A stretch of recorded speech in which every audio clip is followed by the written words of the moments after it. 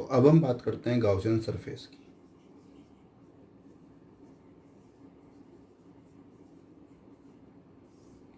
जैसा हम प्रीवियसली भी एक बार बात कर चुके हैं कि गाउसियन सरफेस क्या होती है, एक तरह की वो सरफेस होती है जिससे हम क्या करते हैं, किसी चार्ज को इनक्लोज करते हैं, यानी मतलब एक तरह की क्लोज सरफेस जो होती है उसे क्या कहते हैं हम, गाउसियन सरफेस। इसकी डेफिनेशन में हमने देखी थी, हमने क्या कहा था, यानी hypothetical closed surface enclosing a charge is called the Gaussian surface of that charge। मतलब हमने क्या बोला, एक क्लोज सरफेस जो क्या करती है, एक चार्ज को इनक्लोज करती है, बांधती है, वही क्या कहलाती है, गाउसियन सरफेस। इसकी इंपॉर्टेंस क्या है, ये हाइपोथेटिकल। हाइपोथेटिकल मतलब एक तरह से हम मान सकते हैं आइडियल है, फिर इमेजनरी है ये। हम क्या करते हैं, इमेजिन करते हैं गाउसियन सरफेस को। समझ में आ रही बात। अब हम क्या करेंगे, इमेजिन करेंगे किसी भी एक चार्ज को क्लोज सरफेस में बनाने के लिए कि यहाँ पर क्या है, एक गाउसियन सरफेस, जिसे हम समझने की कोशिश करते हैं कुछ एग्जांपल्स के साथ। सबसे पहले हमें गाउसियन सरफेस के बारे में कुछ इंपॉर्टेंट चीज़ें याद रखनी पड़ेगी बेटा, जिसे हम फैक्ट्स भी बोल सकते हैं और रूल भी बोल सकते हैं। कैसे, जैसे फर्स्ट फैक्ट्स क्या कहता है, the Gaussian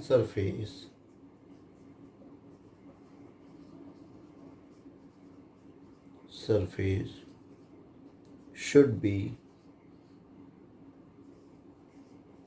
symmetric about charge और चार्ज डिस्ट्रीब्यूशन। हम क्या बोल रहे हैं, जो गाउसियन सरफेस होगी बेटा, वो क्या होनी चाहिए, सिमेट्री होनी चाहिए चार्ज के और चार्ज डिस्ट्रीब्यूशन के। भाई जैसे मान लीजिए कहीं पे एक पॉइंट चार्ज रखा है, तो उसके लिए जो गाउसियन सरफेस अपन एज्यूम करेंगे वो भी क्या होनी चाहिए, सिमेट्री होनी चाहिए। सिमेट्री का मतलब, जैसे मान लो ये पॉइंट क्यू चार्ज है कहीं पे भी, तो इससे सिमेट्री डिस्टेंस पर, सिमेट्री डिस्टेंस मतलब इसे एक एरिया मानेंगे हम, ठीक है, या फिर हम एक सरफेस मानेंगे। भाई आप कोई भी सरफेस एज्यूम कर रहे हो, आप कोई भी ऑब्जेक्ट एज्यूम कर रहे हो, तो उसकी कुछ ना कुछ सरफेस होगा, तो उसका जो सरफेस होगा वो क्या होगा, इस चार्ज से इक्वल डिस्टेंस पर होगा। अच्छा, दूसरी चीज़ अपन को क्या याद रखनी है, ये जो गाउसियन सरफेस होगी वो 3D है सारी की सारी। वो क्या है, 3D इमेजेस है। मतलब जैसे एक तरह से हमने पॉइंट चार्ज को लिया, तो पॉइंट चार्ज के लिए मैं क्या कर सकता हूँ, तो मैं कई सारी चीज़ें एज्यूम कर सकता हूँ। जैसे मान लो रिंग है, स्पेयर है, समझ में आ रही है बात, इन चीज़ों को एज्यूम कर सकते हैं। अच्छा, रिंग जो होती है वो बेसिकली वो 3D नहीं होती है, वो एक तरह से क्या होती है, 2D होती है। जबकि स्पेयर क्या होता है, 3D। तो हम क्या एज्यूम करते हैं कि ये क्या है, एक 3D के अंदर या फिर एक स्पेयर के अंदर रखा हुआ चार्ज है। उसको हम क्या करेंगे, इसको सेंटर पर रखेंगे। सेंटर पर रखेंगे क्या हो जाएगा, इसकी सरफेस से चार्ज की जो पोजीशन है वो हर डायरेक्शन में क्या होगी, इक्वल। समझ में आ रही बात, ये इसकी रेडियस आर हो जाएगी, तो ये क्या होगा, हर आप चाहे किसी भी डायरेक्शन में चले जाएंगे इस गाउसियन सरफेस की तरफ, आप इस पॉइंट चार्ज से किसी भी तरफ चले जाइए इस गाउसियन सरफेस की तरफ, आपको हमेशा क्या मिलेगी, एक फिक्स डिस्टेंस पे गाउसियन सरफेस आपको मिल जाएगी। हम बात करते हैं बेटा, the electric field must be symmetric at all point of Gaussian surface। यहाँ सिमेट्री का मतलब हम क्या समझ रहे हैं, तो देखिए पहले हम डेफिनेशन समझते हैं फिर सिमेट्री को समझते हैं। हम कह रहे हैं जो इलेक्ट्रिक फील्ड होगा वो क्या होना चाहिए, गाउसियन सरफेस के हर पॉइंट पर सिमेट्रिक होना चाहिए। सिमेट्रिक का मतलब एक तरह से समझ लीजिए, इक्वल होना चाहिए, या कांस्टेंट होना चाहिए, या फिर सेम होना चाहिए। ऐसे नहीं आप गाउसियन सरफेस के किसी एक पॉइंट पे जा रहे हो तो वहाँ इलेक्ट्रिक फील्ड अलग निकल रहा है, और उसी डायरेक्शन में आप डिफरेंट पॉइंट के लिए, या फिर एक तरह से मान लीजिए जैसे ये स्पेयर माना हमने, तो ऐसा नहीं हो सकता कि आर डिस्टेंस में इधर गए तो इधर इलेक्ट्रिकल फील्ड अलग होगा, और इधर जाओगे तो इधर इलेक्ट्रिकल फील्ड अलग होगा। सब तरफ क्या होगा, इलेक्ट्रिकल फील्ड सेम होगा। ये क्या इसकी शर्त। नेक्स्ट हम बात करते हैं the angle between electric field and area vector must be same at all points of the surface। यहाँ पर हम क्या बोल रहे हैं, इलेक्ट्रिक फील्ड और एरिया वेक्टर के बीच का जो एंगल होगा वो गाउसियन सरफेस के सभी पॉइंट्स पे क्या होना चाहिए, इक्वल होना चाहिए। समझ मेरी बात, या फिर सेम होना चाहिए। ऐसा नहीं है आप कहीं पे देख रहे हो तो वहाँ पर तो अलग चल रहा है और वहाँ पे अलग चल रहा होगा। समझ मेरी बात। तो इसमें हम याद रखने वाली चीज़ क्या है कि थीटा की वैल्यू जो मैक्सिमम मिलेगी ना वो आपको 0 डिग्री और क्या मिलेगी 90 डिग्री। मैक्सिमम क्या मिलेगी आपको, बहुत रियर केस में हो सकता है कि आपको 180 मिल जाए, अनदर में मैक्सिमम आपको क्या मिलेगा 0 एंड 90 डिग्री। अब हम बात करें तो क्या कह सकते हैं हम, Gaussian surface must not pass through any point charge। वैसे तो ये जो चीज़ है बेटा, ये हम गाउस के लॉ से समझ सकते हैं कि गाउस का लॉ वैसे भी क्या बोलता है, कोई पॉइंट चार्ज है वो क्या होना चाहिए, इनक्लोज्ड होना चाहिए। समझ में आ रही बात। तो इनक्लोज्ड होगा तो ऐसा तो पॉसिबल हो ही नहीं सकता कि आपने जिसे इनक्लोज कर रखा है उसका दूसरा पॉइंट क्या है, गाउसी सरफेस के ऊपर। आप क्या करोगे, उसको इस तरह से अरेंज करोगे कि सारा का जो चार्ज है वो कहाँ जाए, सिमेट्री उस बॉडी के बीचों बीच आ जाए। अब अगर कुछ एग्जांपल्स देखें बेटा हम, तो देखो जैसे मान लीजिए आपसे बोला गया भाई एक पॉइंट चार्ज है, ठीक है ना, इसको आप गाउसी सरफेस के अंदर रखिए। तो इसके लिए आप क्या एज्यूम करोगे, इस पर अभी अपन ने बात करी। अच्छा, इस स्पेयर से जो निकलने वाला फ्लक्स होगा वो कितना होगा, तो फाइजिकल तो आपने कितना बोल दिया, क्यू अपॉन एप्सिलॉन नॉट। समझ में आ रही बात। क्यों, क्योंकि यहाँ पर ये जो चार्ज है वो क्या है बेटा, इनक्लोज्ड है इस सरफेस के अंदर। अच्छा, हमने एक एग्जांपल लिया, जैसे मान लिया हमने एक सिलेंड्रिकल शेप ले लिया,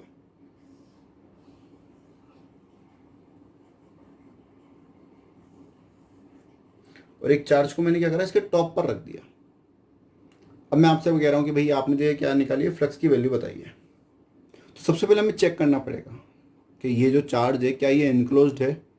तो देखो नीचे का जो पोर्शन है ये तो क्या है, एक तरह से हम मान सकते हैं ये इनक्लोज्ड है। चार्ज का जो नीचे का पोर्शन है वो तो हम क्या मान सकते हैं, इनक्लोज्ड। मगर ऊपर की तरफ अगर देखा जाए, क्योंकि इसके सरफेस पर ही है, तो इस वजह से ये ऊपर का जो हिस्सा है वो क्या है, ओपन होगा। तो सबसे पहले हमारा काम क्या होगा, इसे इनक्लोज्ड करना। अच्छा, इसको इनक्लोज करने के लिए हम क्या करेंगे, इसी सेम साइज का या इसी सेम शेप का एक और सिलेंडर एज्यूम करके हम इसके ऊपर रख देंगे उसे, वो इस तरह से आ जाएगा।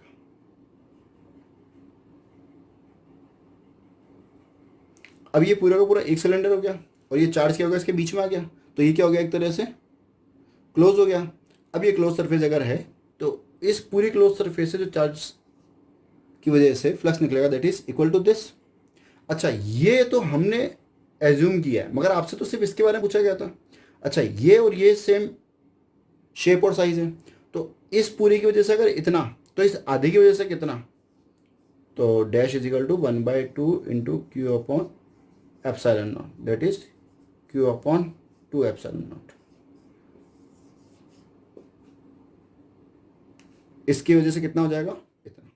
इसी तरह अगर मानिए हम उस पॉइंट चार्ज को उठाकर एक क्यूब के अंदर रख देते हैं, हम क्या करते हैं, क्यूब के सेंटर पे लाके उस चार्ज को रख देते हैं। सबसे पहले कहाँ रखते हैं हम, इसके सेंटर पे। कोई भी ए लेंथ का अपने एक क्यूब ले लिया और आपसे कहा गया भी बताओ टोटल फ्लक्स कितना होगा। तो इजीली हम कितना कह सकते हैं, गाउस के लॉ से क्यू अपॉन एप्सिलॉन नॉट। समझ में आ रही बात। हमने इजीली क्या बोल दिया भाई, एक क्यूब में से निकल रहा है टोटल फ्लक्स तो कितना होगा, इक्वल टू दिस। समझ में भाई, क्यूब तो एक ही है। अच्छा, अगर आपसे पूछा जाता हो पर साइड कितना निकलता होगा, पर साइड मतलब हर एक फेस से कितना निकलता होगा, एक साइड से कितना निकलता होगा, तो 5 इज इक्वल टू, भाई एक क्यूब कितने प्लेन से मिलकर बना है, 6 प्लेन से। तो अगर टोटल से इतना, तो हर प्लेन से कितना निकलेगा, तो 1/6 times, that is Q upon epsilon not. तो हम क्या बोल सकते हैं, flux is equal to charge upon 6 epsilon not. समझ में आई बात? भाई आपसे जितना डीपली पूछते जाएंगे आप क्या करोगे, उसी तरह से इसको डिवाइड करते जाएंगे आगे। अच्छा, इसी क्वेश्चन में एक चीज़ और रिज्यूम करते हैं। जैसे मान लीजिए आपसे कहता हो कि ये क्यूब जो है वो ऊपर से ओपन है। क्या बोला गया कि इस क्यूब का एक प्लेन है ही नहीं, इसको अपन ने ऊपर से ओपन कर दिया। जैसे ऐसे मान लीजिए, जैसे ना वो तेल का पीपा वगैरह कुछ है, तो अपन ने क्या करा, उसके तेल के पीपे का ऊपर का जो पोर्शन है उसको कट करके बाहर निकाल दिया। आपसे बोला गया अभी बताइए अब फ्लक्स कितना होगा टोटल। समझ में आ रही है बात? या पर साइड कितना फ्लक्स निकल रहा होगा। तो सबसे पहले हमने इसको देखा कि भाई ये ऊपर से ओपन है, तो क्या ये सरफेस क्लोज सरफेस है? बिल्कुल नहीं, हो ही नहीं सकती क्योंकि ये ऊपर से ओपन है। सबसे पहले हमने क्या करा, ए बाय ए साइड्स का एक प्लेन लाके इसके ऊपर लगाया, क्योंकि एक प्लेन ऊपर लगाने से मेरा क्या हो रहा है, क्यूब कंप्लीट हो रहा है।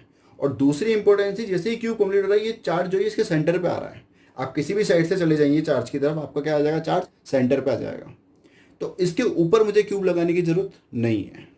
जब मुझे इसके ऊपर क्यूब लगाने की जरूरत नहीं है तो एक प्लेन लगाने से मेरा काम हो रहा है, तो मैंने प्लेन लगा दिया। अच्छा, प्लेन की वजह से टोटल फ्लक्स कितना, इतना। एक साइड से कितना फ्लक्स, इतना। अच्छा, अब अगर मान लीजिए इस ओपन साइड वाले को छोड़ दिया जाए तो ओरिजिनल टाइम में क्यूब के पास कितनी साइड्स थी, 5। भाई टोटल 6 थी, 6 में से एक ओपन था तो बची कितनी, 5 साइड्स।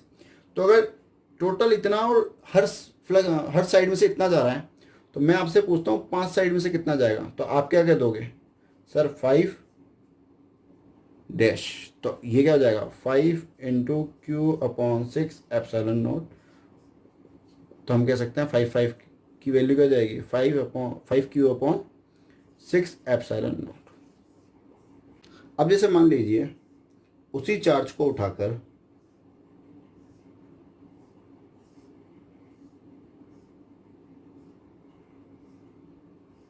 हमने क्यूब की किसी भी एक साइड पे जाके इसको प्लेस कर दिया। हमने क्या करा है, इस वाली साइड, अंदर वाली साइड, जो साइड की साइड होती है उस पर क्या करा है, इस चार्ज क्यू को जाके चिपका दिया। ठीक है, यहाँ पे जाके हमने इसको प्लेस कर दिया और आपसे बोला गया भाई अब बताइए टोटल फ्लक्स कितना होगा। तो अगेन हमारी पहली इंपॉर्टेंस क्या होगी कि देखें क्या ये चार्ज क्लोज सरफेस के अंदर सेंटर पे आ रहा है। हमने देखा, हमने कहा भाई चार्ज का आगे का हिस्सा जो है वो इस क्यूब के अंदर आ रहा है, तो हमने कहा ठीक है, मगर पीछे वाले सिरे पर क्या हो रहा है, वो तो ओपन है। सबसे पहले हम क्या करेंगे, यहाँ पर एक ए बाय ए साइज का अगेन क्यूब मानेंगे। तो अब ये क्या हो गई, ये चार्ज जो है इस दोनों क्यूब्स के बीच में आ रहा है। समझ में आ रही बात, सेंटर पॉइंट हो गया। अब हमने कहा भाई इस पूरे क्यूब, अब ये तो बिहेव तो एक क्यूब जैसा ही करेगा ना, इस पूरे क्यूब से कितना फ्लक्स हो रहा होगा, तो हमने कहा क्यूब बाय एप्सिलॉन नॉट। समझ में आ रही बात? अच्छा, ये क्यूब और ये क्यूब सेम है, तो मेरे हिसाब से इस पूरे का हाफ ये क्यूब हो रहा होगा। तो मैं कह सकता हूँ, मुझसे अगर पूछा गया है इस क्यूब के अंदर, तो दैट इज मैं कह सकता हूँ easily that is 1/2 Q upon epsilon not.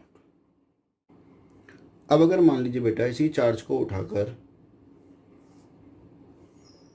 इस क्यूब के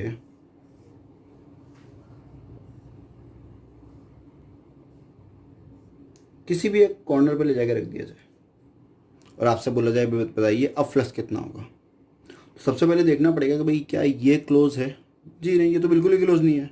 क्यों? क्योंकि कॉर्नर पे आ रहा है तो पीछे से भी ओपन, ऊपर से भी ओपन, साइड से भी ओपन, सब तरफ से ओपन ही ओपन है।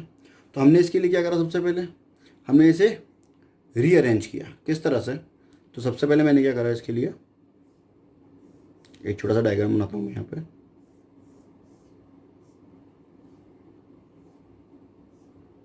मैंने मान लिया ये चार्ज यहाँ है। सबसे पहले मैंने क्या करा, इसके जस्ट पीछे एक क्यूब और बनाया।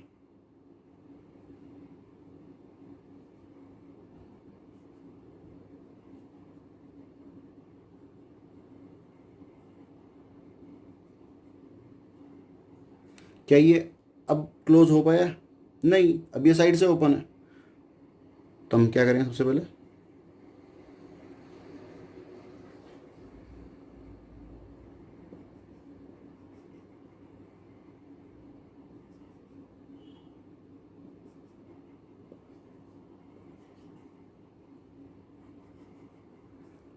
क्या ये अब क्लोज हो पाया? नहीं, अब ये ऊपर से ओपन है। तो हमने देखो 1 2 3 4 4 क्यूब रखे हैं, 4 के ऊपर 4 और रखे हैं, टोटल कितने क्यूब, 8। अब क्या हो जाएगा, ये अच्छी तरह से पैक हो जाएगा। या फिर हम क्या कर सकते हैं, जैसे मान लीजिए हमने क्या करा, एक बड़ा क्यूब बनाया, ठीक है ना। इसी क्यूब के अंदर मैं समझाने की कोशिश करता हूँ आपको। मैं क्या करा, एक बड़ा क्यूब बनाया और इस क्यूब को उठा के यहाँ रख दिया,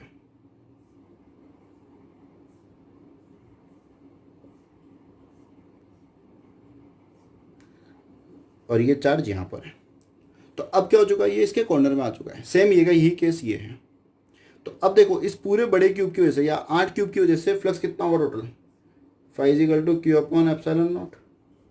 अच्छा, हमें तो सिर्फ इस एक से मतलब है, तो टोटल 8 की वजह से अगर इतना, तो एक की वजह से कितना, तो five is equal to 1/8 Q epsilon not, that is Q upon 8 epsilon not. अब अगर मान लीजिए आपसे कहा जाता हो कि नहीं नहीं नहीं, मेरे को तो सिर्फ इतना बताइए कि साइड में से कितना निकलेगा, कौन कौन सी साइड से निकलेगा और टोटल कितना फ्लक्स निकलेगा। तो देखो,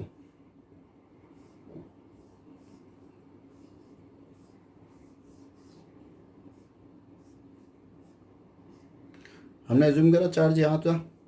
तो देखो, फील्ड लाइंस जो टॉप वाला प्लेन है इसके पैरेलल, साइड वाले प्लेन के पैरेलल, और अंदर में जो पीछे वाला प्लेन है उसके भी पैरेलल।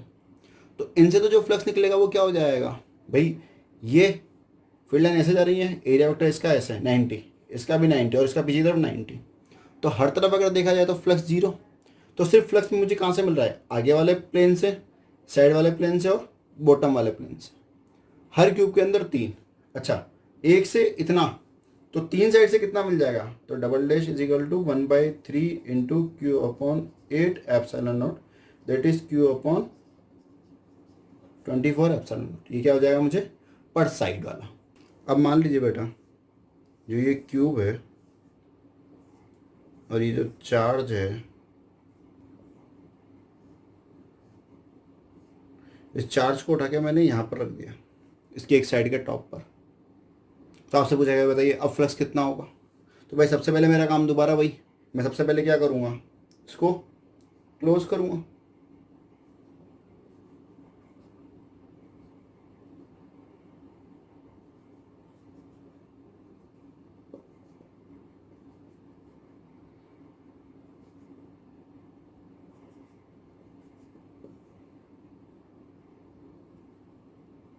मुझे टोटल कितने क्यूब चाहिए, 4। अच्छा, 4 क्यूब से मुझे, अब मेरे पास आ गया, तो टोटल फ्लक्स कितना होगा इन 4 क्यूब से, that is Q upon epsilon not. मुझे तो सिर्फ इस एक से मतलब है, तो that is dash is equal to 1/4 into Q upon epsilon not. अच्छा, अब मान लो इसमें इसमें भी आपसे पूछा जाए साइड्स का। तो देखो, ये इसके पैरेलल और ये इसके पैरेलल, टोटल कितनी बची, 4 साइड्स। भाई 6 में से आपकी 2 साइड तो चलेगी, आपके पास कितनी बची, 4 साइड्स। तो अगर 4 के लिए पूछा जाए पर साइड आपसे, तो 1/4 into Q upon 4 epsilon naught, flux is equal to Q upon 16 epsilon not. ये आपका आंसर हो जाएगा। Now we start application of Gauss's law या फिर गाउसियस थ्योरम जिसे हम बोल सकते हैं। गाउस के रूल को यूज़ करते हुए हम किसी भी पॉइंट पे इलेक्ट्रिकल फील्ड निकाल सकते हैं और डिफरेंट डिफरेंट केसेस में पता कर सकते हैं। हम सबसे पहले एक सिंपल तरीके से पता करते हैं, फर्स्ट टाइप जिसे हम बोलते हैं या फिर फर्स्ट एप्लीकेशन जिसे हम बोलते हैं, electric field at a point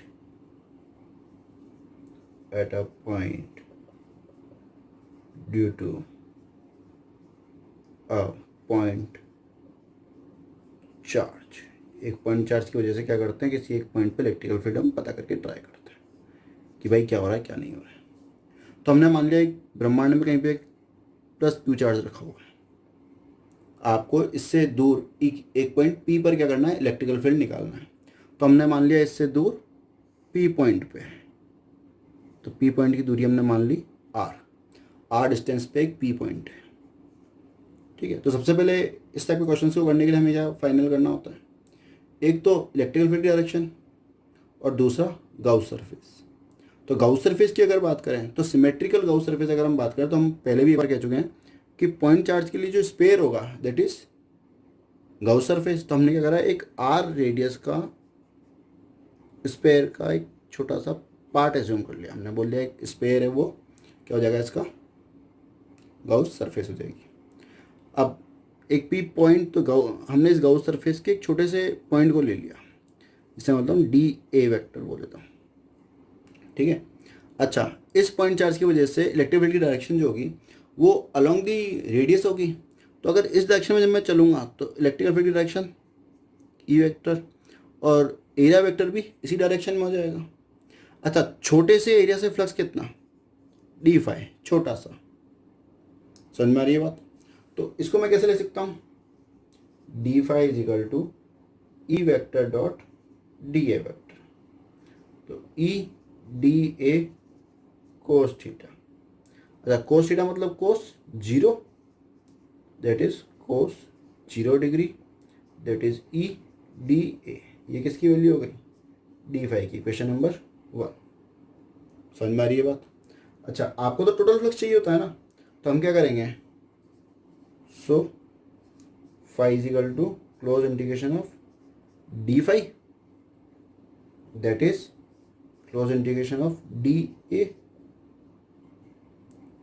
इसको हम लिख सकते हैं ई अपना कांस्टेंट है, हर पॉइंट पे इक्वल होगा, सेम होगा, तो that is close integration of D ए।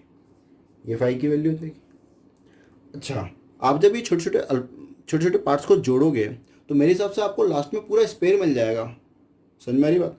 तो मैं इजीली फिर लिख सकता हूँ कि फाई इज इक्वल टू ई और एरिया ऑफ स्पेयर, या फिर मैं इसको पहले ए लिख देता हूँ। आप डी ए का इंटीग्रेशन करेंगे आपको क्या मिल जाएगा लास्ट में, ए। So phi is equal to E and that is 4 pi are square, equation number 2। As we know that by Gauss's law. Gauss law क्या कहता है कि फ्लक्स इज इक्वल टू क्या होता है, क्यू अपॉन एप्सिलॉन नॉट। दोनों flux की value है। सो बाय इक्वेशन 2 and 3 दोनों इक्वल हो जाएंगे, तो that is E 4 pi are square is equal to Q upon epsilon not. तो ई इज इक्वल टू कितना हो जाएगा, Q upon 4 pi epsilon 0 R square. क्या मैं इसको ऐसा लिख सकता हूँ, E is equal to K Q upon R square. वैसे तो ये हमारे पास फॉर्मूला है भी सही, मगर हमने देख लिया गाउस के फॉर्मूले से भी हमारे पास ये वैल्यू आती है अगर आप पॉइंट चार्ज की वजह से किसी पॉइंट पर इलेक्ट्रिक फील्ड निकालते हैं। तो ये क्या हो जाएगा आपके पास इसका आंसर। अब हम सेकेंड एप्लीकेशन पढ़ते हैं, electrical field due to an infinite long straight charge wire. अब क्या करना है, इन्फाइनाइट लेंथ की जो एक स्ट्रेट वायर है जिसको हम क्या करना है, चार्ज दे रखा है, इसकी वजह से किसी एक पॉइंट पर इलेक्ट्रिकल फील्ड की वैल्यू फाइंड आउट करनी है। तो हमने क्या करा, सबसे पहले इलेक्ट्रिकल फील्ड की डायरेक्शन फाइंड आउट करने की कोशिश करी। कैसे, मैंने एक इन्फाइनाइट लेंथ का एक वायर लिया जिसको क्या करा, इक्वली चार्ज डिस्ट्रीब्यूट करके मैंने इस पर पॉइंट चार्ज या फिर क्यू चार्ज डिस्ट्रीब्यूट कर दिया। मैंने इसको पॉजिटिव चार्ज डिस्ट्रीब्यूट कर दिया, एक तरह से ऐसे मान लेते हैं। ठीक है, इस इन्फाइनाइट लेंथ के वायर से आर डिस्टेंस पर एक पी पॉइंट था, मुझे क्या करना था, यहाँ पर इलेक्ट्रिकल फील्ड की वैल्यू निकालनी थी। तो मैंने क्या करा, इस पॉइंट से ऊपर और नीचे इक्वल डिस्टेंस पर, जैसे एक एल लेंथ का एक ऊपर और नीचे एक छोटा सा पोर्शन ले लिया, ठीक है ना, इक्वली इक्वल हमने एक एरिया ले लिया। इसको मैं बोल देता हूँ A1, इसको बोल देता हूँ A2। इसकी वजह से मैंने इस पर इलेक्ट्रिकल फील्ड फाइंड आउट किया। तो देखो ये ऐसे होगा, हम क्या करते हैं, जिससे इलेक्ट्रिकल फील्ड जिस पॉइंट पर हमें निकालना होता है उसको क्या करते हैं, स्ट्रेटली हमको मिला देते हैं। दैट इज मैं मान लेता हूँ ये E1। अच्छा, एरिया छोटा सा है ना, तो इलेक्ट्रिक फील्ड भी छोटा सा, सिमिलरली इसकी वजह से होगा, दैट इज छोटा सा इलेक्ट्रिक फील्ड, दैट इज 2। अच्छा, ये एंगल अगर थीटा है, ये लेंथ इक्वल है, तो मेरे हिसाब से तो ये भी एंगल थीटा ही होगा। तो इस हिसाब से तो अगर देखा जाए तो मैं दूँ तो इधर क्या मिलेगा मुझे, DE2 साइन थीटा, और इधर क्या मिलेगा मुझे, DE1 साइन थीटा। इधर क्या मिलेगा, DE2 कोस थीटा, अब सिमिलरली DE1 कोस थीटा। तो अगर देखा जाए तो ये दोनों एक दूसरे को बैलेंस करके कट कर देंगे। सिर्फ मुझे क्या मिल रहा है, अलोंग डायरेक्शन OP, ये अलोंग क्या मिल रहा है, इलेक्ट्रिकल फील्ड। मैं समझ जाऊंगा कि आप जिस भी पॉइंट को इस O पॉइंट से ऊपर और नीचे लोगे, उन सबकी वजह से क्या होगा, अलोंग एक्स एक्सिस या अलोंग दी OP एक्सिस क्या होगा, इलेक्ट्रिकल फील्ड हमें मिलेगा। तो ये चीज़ हमें फाइनल होगी कि भाई इलेक्ट्रिकल फील्ड की डायरेक्शन क्या होगी। अब हम फाइंड आउट करते हैं कि इलेक्ट्रिकल फील्ड क्या होगा इस इनफाइनाइट लेंथ के वायर की वजह से। तो इसके लिए हम क्या करते हैं, सबसे पहले गाउसी सरफेस को एज्यूम करते हैं। अच्छा, इससे गाउसियन सरफेस जो आप मानोगे वो क्या होना चाहिए भाई, सिमेट्री होगा। तो वायर के लिए सिमेट्री तो क्या हो सकता है, सिलेंडर ही हो सकता है। तो हम क्या करेंगे, सिलेंड्रिकल शेप का एक गाउसियन सरफेस अपन एज्यूम करेंगे। तो देखिए आगे, तो इसके लिए हमने क्या करा, इस वायर के इन्फिनिट लेंथ का जो वायर था इसका एक छोटा सा हिस्सा ले लिया एल लेंथ का, और वहाँ हमने क्या करा, एक गाउसियन सरफेस को इमेजिन किया। ये गाउसियन सरफेस हमने क्या मानी, सिलेंड्रिकल शेप माना। क्यों, क्योंकि सिलेंडर की जो ये रेडियस होगी दैट इज स्मॉल आर, तो ये चारों तरफ से क्या होगा, इक्वली होगा। जो ये सरफेस होगी वो इक्वली डिस्टेंस पे क्या होगी, अवेलेबल होगी। अच्छा, अब हमने देखा ये जो गाउसियन सरफेस थी ये बेसिकली 3 अलग अलग सरफेस से मिलकर बनी है। ये अगर देखा जाए तो ये डिस्क होगी, ये भी नीचे वाला एरिया डिस्क की तरह हो गया, और ये क्या हो गया, एक तरह का जो अपना सिलेंड्रिकल शेप बनता है वो वाला एरिया हो गया। अच्छा, ये जो है यहाँ पर मैंने क्या करा, छोटा सा एरिया ले लिया, यहाँ सरफेस ले ली, एक सरफेस मैंने यहाँ ले ली, क्योंकि 3 सरफेस मिलकर बनी हुई ना, ठीक है ना। एक सरफेस मैंने ये ले ली, समझ मेरी बात। इसको मैंने नाम दे दिया S1, इसको S2 और इसको S3। इन 3 सरफेस पे मैंने क्या करा, बेसिकली इलेक्ट्रिक फील्ड की वैल्यू फाइंड आउट करी। तो मुझे तो पता है इस सारी की वैल्यू जो होगी वो अलॉन्ग क्या होगा, OP। तो इस डायरेक्शन में क्या होगा, इसका इलेक्ट्रिकल फील्ड, दैट इज हम कह सकते हैं electric field E।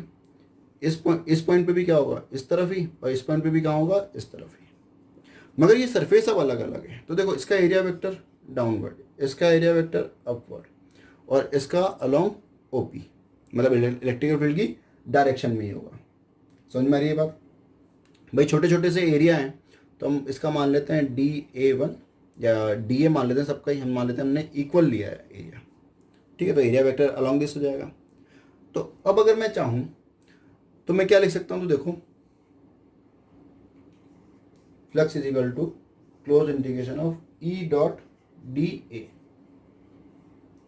So phi is equal to E DA cos theta, that is close integration. अब यहां से क्या हो जाएगा, फाई इज इक्वल टू, ये सरफेस S है, मतलब टोटल गाउसियन सरफेस है। तो ये सरफेस जो S है वो टोटल कितनी सरफेस से मिलकर बनी हुई है, तो S is equal to S1 plus S2 plus S3। तो एक तरह से अगर देखा जाए तो ये जो इंडिकेशन है वो भी 3 अलग अलग पार्ट्स का हो रहा होगा।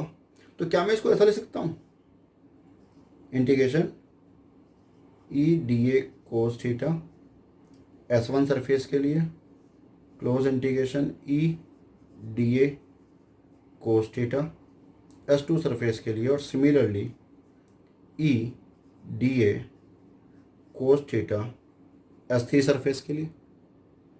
अच्छा, flux is equal to S1 surface के लिए कोस थीटा की वैल्यू कितना, 90। तो cos 90 is equal to 0, plus S2 surface के लिए बात करते हैं, S2 के लिए भी ये एंगल कितना है, 90, कोस 90 0, प्लस S3 सरफेस के लिए अगर देखा जाए तो इन दोनों के जो एंगल कितना है, 0 डिग्री।